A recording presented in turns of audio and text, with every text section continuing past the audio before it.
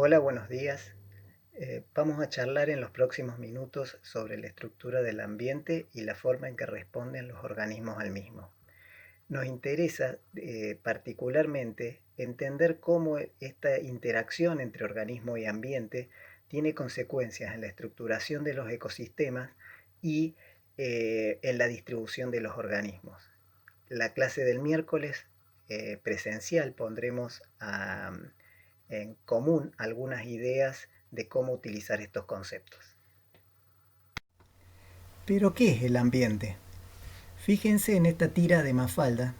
El papá de Mafalda no entiende por qué no le florece su planta y dice que tiene luz, tuvo riego, tuvo abono, y Mafalda le hace ver que lo que le faltaba saber es que había llegado la primavera y entonces florece. Todo eso que vemos en esta tira forma parte del ambiente de un organismo.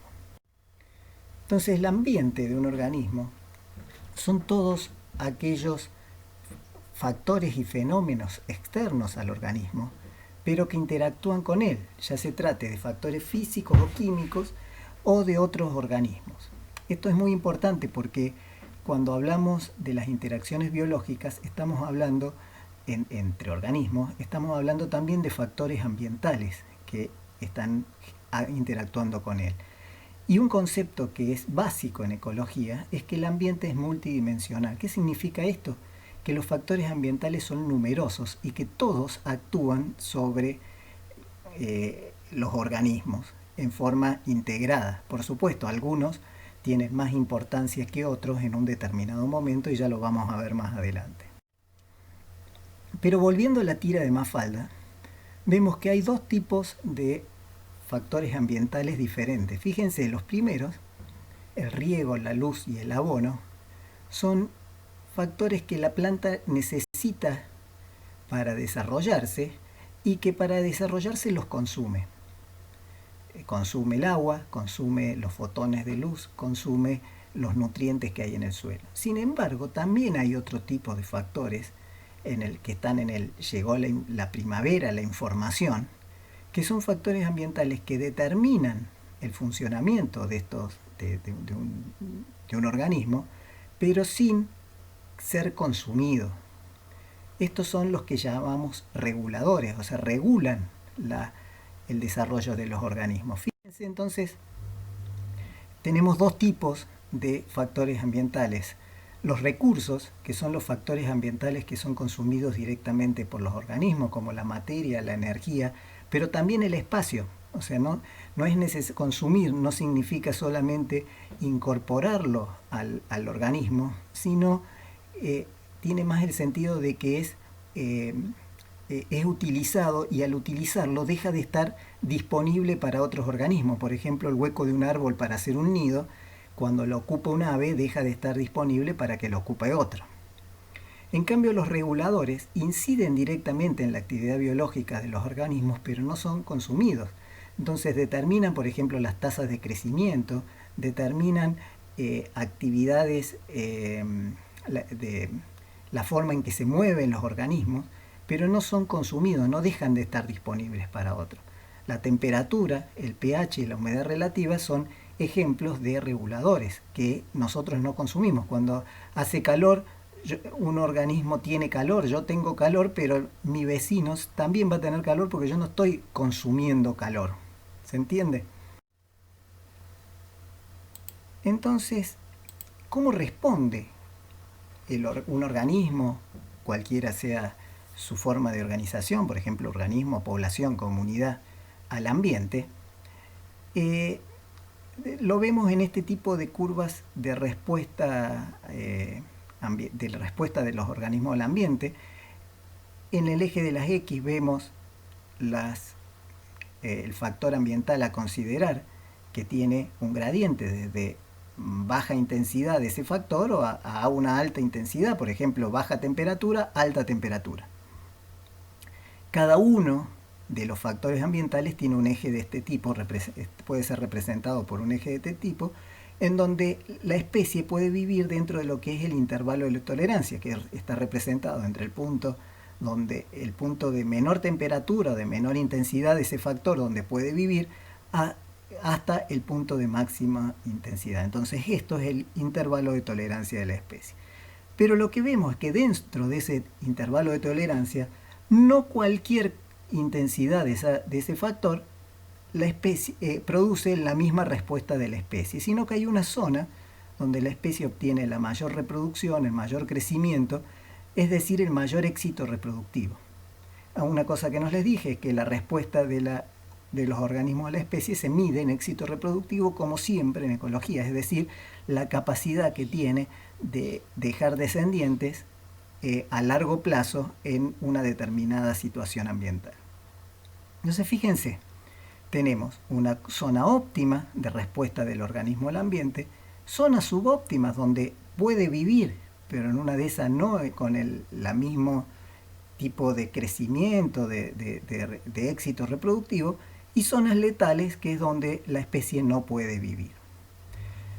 Fíjense que entonces el nivel óptimo de desarrollo es aquel en el cual la especie obtiene el mayor éxito reproductivo. Sin embargo, hay otras. Esta forma que veíamos recién es una curva campana típica, una curva normal. Sin embargo, hay otras formas de responder, pero siempre teniendo una zona óptima, zonas subóptimas y zonas letales. Fíjense, acá tenemos la fotosíntesis en respuesta a la intensidad de la luz.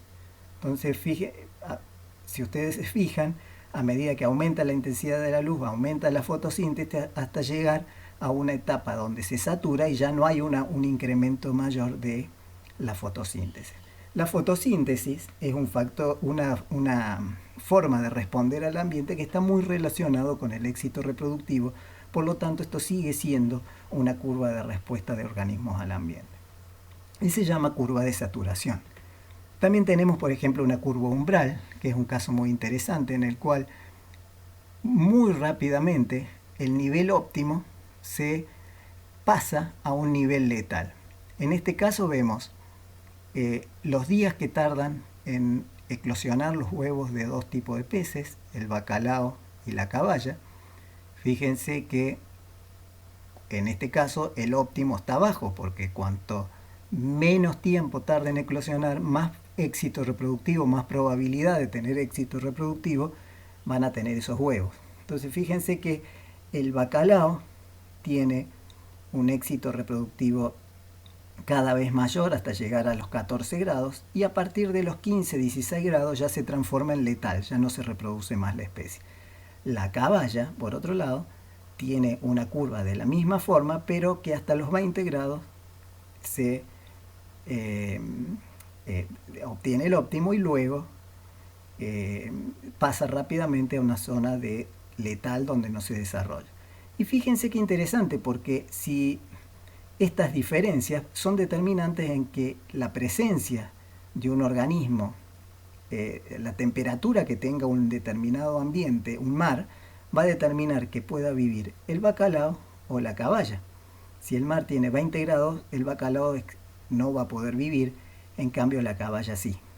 Por el contrario, si el mar tiene 8 o 10 grados, será dominante el bacalao y la caballa no podrá vivir.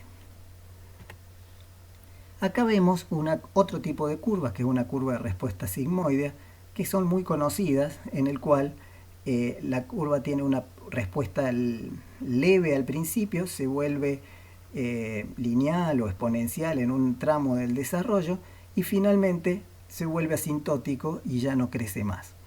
Este tipo de curva, acá tenemos un ejemplo, por ejemplo, número de presas disponibles como variable ambiental y número de presas consumidas como respuesta del organismo. Si se fijan, a medida que aumenta el número de presas disponibles, aumenta el consumo de esa presa, porque al principio es muy lento, porque no hay imagen de búsqueda, no conocen a la presa, no la consumen, no la encuentran. Cuando empiezan a encontrarla crece rápidamente, pero en un momento esa población ya no puede consumir más presas porque está saciada. Entonces ese tipo es otro tipo de respuesta. Pero en definitiva lo que les quiero contar es que en todos este tipo de respuesta de los organismos del ambiente tenemos niveles óptimos, niveles subóptimos y niveles letales que van a determinar cómo se distribuyen los organismos y en qué ambiente puede vivir cada organismo. Y otra cosa muy interesante y que relacionado a lo anterior, una consecuencia de lo anterior, es que los distintos organismos funcionan diferentes en distintos ambientes.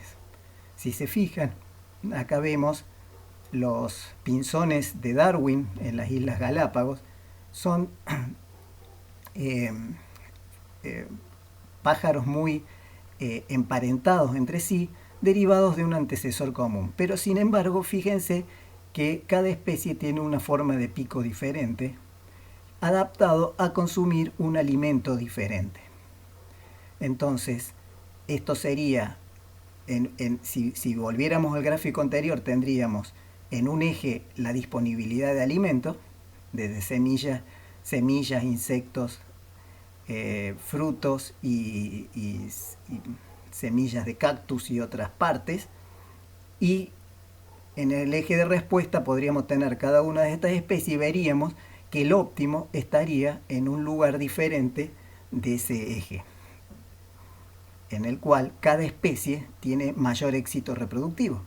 Si se fijan, en una zona del eje donde hay más insectos, todas estas especies tendrán más éxito reproductivo que las que consumen semillas. Entonces, analizando esta idea de ambiente multidimensional, en el cual hay muchas dimensiones de factores ambientales que interactúan con el organismo, vamos llegando al concepto de nicho ecológico. El nicho representa a todos los requerimientos ambientales que tiene un organismo, para incluyendo todas las variables con las que interactúa. A ver si puedo explicarlo un poquito con esta figura. Fíjense, tenemos en un eje del ambiente en el cual la temperatura, en el cual vemos el intervalo de tolerancia para una especie. Entonces este intervalo de tolerancia, hemos dicho, representa las temperaturas a las que la especie puede vivir. Esto está determinado genéticamente, digamos, es algo visto desde el punto de vista del organismo. ¿Qué necesita para poder vivir? Si le agregamos otro eje a ese nicho, ya tenemos un cuadrado de intervalos de tolerancia que representa la combinación de temperatura y humedad en la cual este organismo puede vivir. Fíjense que le agregamos un tercer eje, que es el nitrógeno, y ahora tenemos un volumen en el cual el organismo puede vivir, en el cual hay una cierta combinación de temperatura, de humedad y de nitrógeno que necesita para poder vivir. Por fuera de ese volumen, el organismo está en una condición letal y no puede desarrollarse. Entonces el nicho ecológico es un hipervolumen en el cual hay mucho volumen, yo ya no los puedo dibujar esquemáticamente, hay más de 3 dimensiones, en las cuales cada dimensión es una variable ambiental, y la zona donde el organismo encuentra condiciones para vivir en todas las dimensiones del ambiente es lo que es el nicho ecológico, es lo que llamamos nicho ecológico.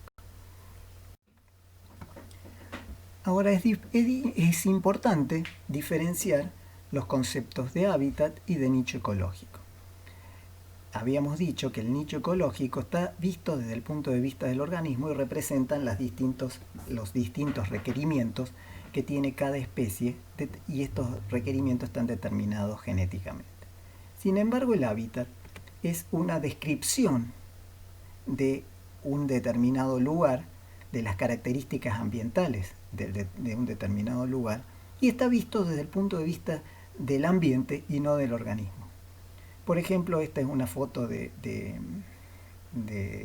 valles calchaquíes, en las cuales podemos describirlos diciendo que es un ambiente árido, donde las precipitaciones son de 200 milímetros al año, que tiene un suelo poco desarrollado, con algo de pendiente. En el fondo tiene un río que aporta agua y que es posible hacer riego alrededor de ese río, y que está rodeado por montañas que impiden el paso de los vientos húmedos del Atlántico. Entonces, de esa forma, estamos describiendo el hábitat del lugar. Ahora, dentro de ese ambiente hay varias especies que cada uno tiene su nicho ecológico, cada uno tiene sus requerimientos, y dentro de un ambiente puede haber más de una especie que puede vivir, y inclusive distintas formas de utilizar el agua. Por ejemplo, el algarrobo está tomando, ese árbol que está ahí, el algarrobo está tomando agua de la zona subterránea, mientras que los pastos o algunos de estos arbustos pueden tomar agua más superficial. Entonces, dentro de las mismas condiciones ambientales hay distintas especies que con distintos nichos utilizan los recursos de forma diferente. Entonces vamos a tratar de entender esta diferenciación y las consecuencias que tiene sobre la distribución de las especies. Fíjense, en este gráfico vemos dos variables ambientales, cualesquiera sean, puede ser temperatura y humedad, y vemos una serie de conjuntos. Este conjunto, este óvalo que vemos acá, representa el espacio ambiental efectivo. ¿Qué es esto? Es el conjunto de todas las combinaciones para estas dos variables que existen en el mundo. Por ejemplo, un punto acá representa un área donde hay temperatura alta y precipitación alta, y un punto acá representa un área donde hay temperatura baja y precipitación baja. Este otro óvalo representa el nicho efectivo, el nicho fundamental, de alguna especie. El nicho fundamental de esta especie representa el conjunto de condiciones en las cuales, por determinación genética, la especie puede vivir. Fíjense que hay algo interesante, hay un montón de áreas, de hábitats, donde la especie no puede vivir porque está fuera de su nicho, y hay zonas donde la especie podría vivir, pero no existen esas combinaciones en el mundo. Entonces, la intersección de los dos conjuntos representa el nicho potencial de la especie. El nicho potencial, entonces, es aquel grupo de hábitats con determinadas condiciones de temperatura y humedad donde la especie puede vivir. Finalmente, no todo el nicho potencial es ocupado por la especie, sino que solamente llega y se desarrolla en algunos lugares, que es lo que se llama nicho efectivo. Fíjense que el no ocupar todo el hábitat por una especie tiene que ver con algunas variables aleatorias, como puede ser la dispersión. Por ejemplo, en las sierras de Córdoba no había llegado, o acá en el Piedemonte no había llegado a la rosa mosqueta, porque estaba del otro lado del mar, pero sin embargo podía vivir. Cuando el hombre la trajo, se desarrolló y efectivizó esa parte del nicho potencial que hasta ese momento no había sido ocupado. Otro concepto que queremos que ustedes tengan claro es el concepto de factor limitante. Tradicionalmente, el concepto de factor limitante se relacionó con la ley de Liebig, el cual decía que era el mínimo, que el factor limitante era aquel que por defecto, por falta, por escasez, era el que limitaba primero el crecimiento de una determinada población, de una especie, un organismo, cualquiera sea el nivel de organización. Muchas veces se ha graficado con un tonel en el cual vemos que hay duelas que están rotas. La duela que está rota más abajo es la que limita la capacidad de ese tonel. Acá arriba no va a haber agua por más que lo agreguemos, porque pierde por esta duela. Entonces el factor limitante, según Liebig, era aquellos por mínimo. Sin embargo, nosotros podemos ampliar este concepto a algo más preciso. No solamente por defecto puede limitarse el crecimiento, sino por exceso. Por ejemplo, la salinidad podría ser la duela rota que limite el crecimiento de una población. Entonces fíjense qué interesante, podemos definir factor limitante como aquel factor, y es uno solo, que más se aleja de el óptimo de las condiciones óptimas en las cuales se desarrolla la especie. Fíjense que si yo corrijo esta duela, que es el nitrógeno, le agrego nitrógeno como fertilizante, el fósforo empieza a ser el factor limitante y aumentó la capacidad del barril, pero solamente hasta donde el fósforo lo dejó. Algunas consecuencias a estas de lo que hemos visto y que vamos a discutir la próxima clase.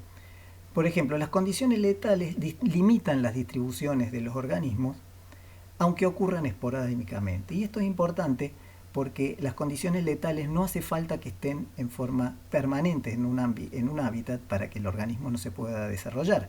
Por ejemplo, las inundaciones limitan la distribución del algarrobo, no tolera la hipoxia. Pero no hace falta que esté siempre inundado un lugar, sino con que ocurra una vez cada cierta cantidad de tiempo, tal que ese tiempo sea menor al tiempo de reproducción del algarrobo, el algarrobo no se va a poder desarrollar en ese lugar. Otro aspecto interesante es que las condiciones subóptimas afectan la distribución de los organismos a través de la disminución de su capacidad de interactuar con otras especies. Al disminuir el crecimiento, otras especies pueden volverse dominante y eliminar por competencia a la especie que está en condiciones subóptimas. Hacia los límites de distribución, las especies ocupan microhábitats que representan condiciones más parecidas al óptimo que la generalidad del lugar.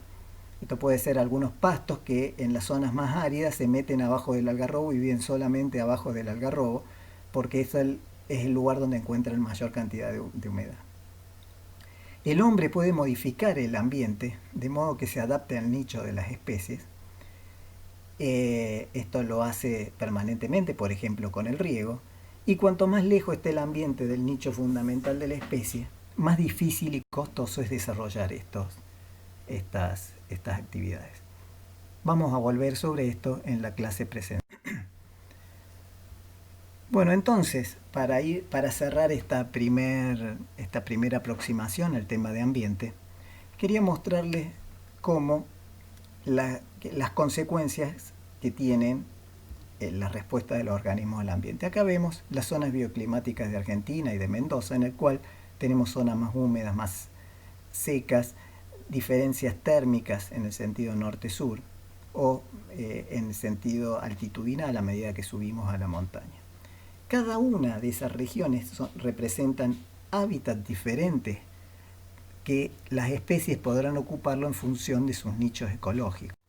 Entonces, por ejemplo, en zonas muy húmedas encontraremos que la comunidad, el ecosistema característico es una selva en la cual podemos encontrar una gran cantidad de vegetación con varios estratos y limitados por la cantidad de luz, por la sombra que hacen ellos mismos, y también actividades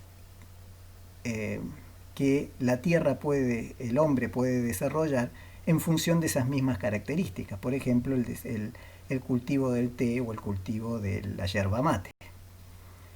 En ambientes más áridos como el Chaco, tenemos una vocación forestal, el bosque como comunidad característica, pero también con condiciones que permiten el desarrollo de cultivos como la soja, el girasol o el algodón. En ambientes más áridos todavía, como en la zona del monte, acá en Mendoza, encontramos que la comunidad característica es un jarillal o un bosque de algarrobo, adaptados a zonas con muy pocas precipitaciones, pero que también le vienen bien con riego a el cultivo de la viña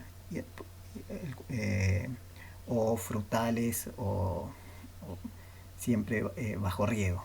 Entonces lo que quiero decirles con esto y para cerrar es que cada lugar tiene una característica de hábitat que permite el desarrollo de ciertas formas de vida adaptadas a esos lugares, y que tenemos que tenerlo en cuenta a la hora de considerar el uso que vamos y la forma que vamos a manejar cada uno de estos ambientes.